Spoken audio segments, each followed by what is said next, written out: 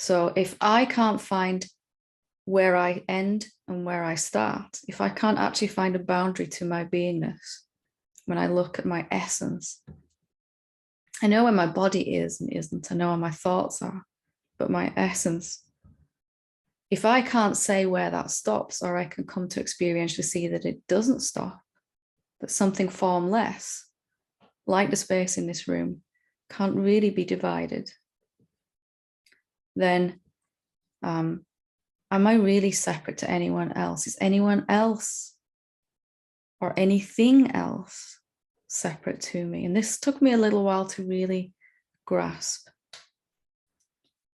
If I am not a separate being, I'm saying it again because it's so important. It took me a long time to get this to, and I want to shortcut that for you. If I am not a someone like I thought, is anyone else then? Where do I stop and where do they start?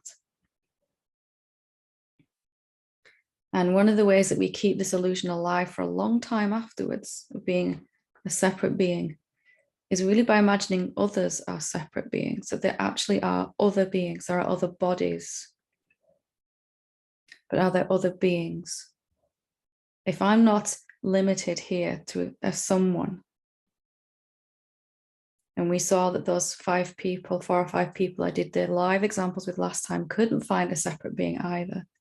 If we asked any human being to do this, and they were ready to see, they would also find this separate person missing, absent, never quite been there at all.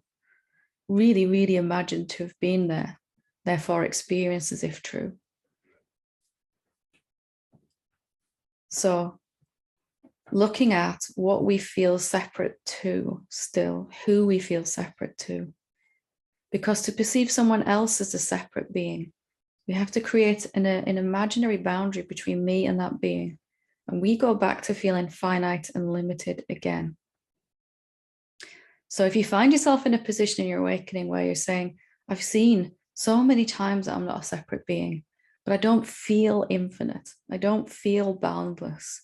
This is why. It's because we're still imagining that other beings are separate to us. The moment we see a separate being out there, we make ourselves back into a separate being here. Then there's at least 2 things in the universe, at least. This other being and me.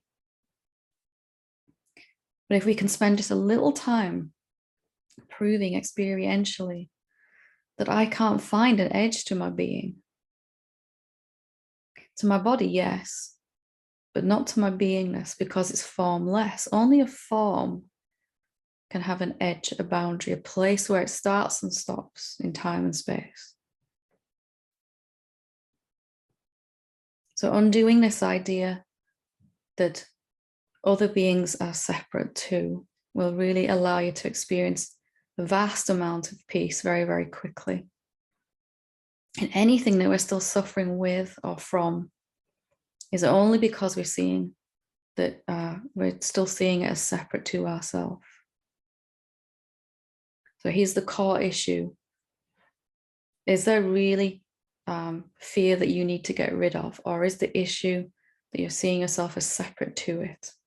Same with unworthiness, same with money, same with time, same with energy, or anything that you seem to need, even peace, even joy. So these 3 stages for me unfolded kind of sequentially, but they can happen all at the same time. They occasionally, when a human being wakes up to the truth, their seeing is powerful enough the very first time that it destroys your ability to see anything else as separate right there and then. For most of us, it's not like that. We have to look again and again and again to confirm that I can't find an edge to my being. There's a body, there's emotions, there's sensations, but the one to whom they belong, what is that? Where is it? When I say me or my, what am I actually referring to when I say I? When I say I am here, I exist, what am I pointing to with that? Am I referring to some finite, limited version of myself or to something much greater?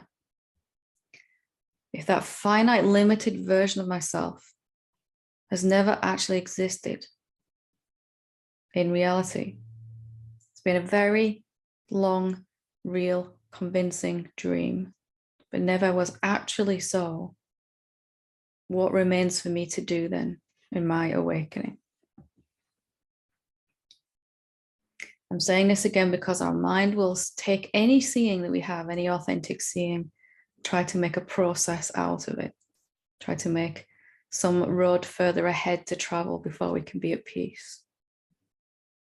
So it's worthwhile just putting the brakes on and stopping and really looking at what it means that we can't find a someone when we look, a person, a separate being. And the massive consequence of that wasn't obvious to me at first is that if I'm not a person, nobody else is either. And that's really my interpretation of what the Buddha meant, and I'm paraphrasing when he said, when I reached liberation, so did everyone else too. Immediately I begin to see everyone else and everything else differently, not with my eyes, but my inner sight, my awareness recognizes itself as everything else, appearing as everyone else and everything else. And this is the fastest and the only permanent way out of suffering. It is the only way to stable, effortless peace. And the way to that is to go with what you can prove experientially. Everything else that we're suffering from, and I do mean everything else, is based on what we think is true about us and others. The more we think about someone, the more they will seem separate to us and outside of us. The more we'll have these internal reactions and responses to this person or this other thing that we perceive as outside of us, separate to us. But the more that we come to rely upon our direct seeing, what we can prove right now in our experience. You cannot prove that someone is separate to you. You can prove that you don't have any boundaries in your beingness, that you go on forever as formlessness, silence, consciousness, beingness, presence. This now moment doesn't end anywhere, and it is what you are. It's been here forever, and it will be here forever.